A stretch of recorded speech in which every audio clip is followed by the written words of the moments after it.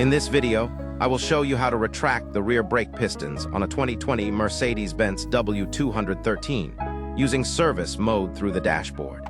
Let's begin. First step, turn the ignition to position 2.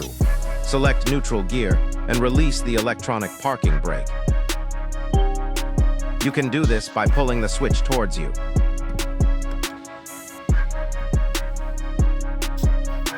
Then switch the ignition off.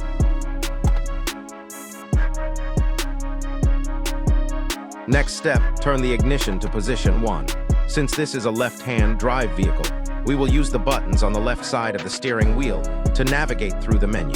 This part is very important. On the instrument cluster trip computer, you must select the odometer screen. If you are not on the odometer screen, you will not be able to enter the service menu. Once you are on the odometer, press and hold the back button for about 2 seconds. When the hidden menu appears, keep holding the back button and press the OK button. Now we are inside the service menu. Select brake pad replacement and press OK. You will hear the rear brake pistons retracting.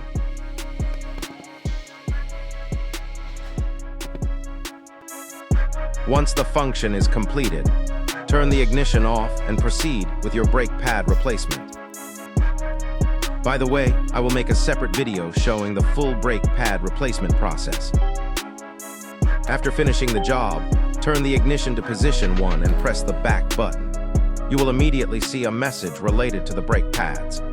To complete the procedure, press OK again. You will hear the system operating as the pistons adjust and calibrate automatically.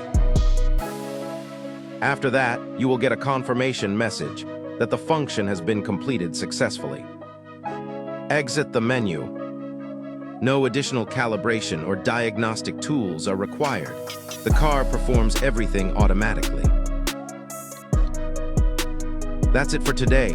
Don't forget to check out the channel for more videos and like and subscribe.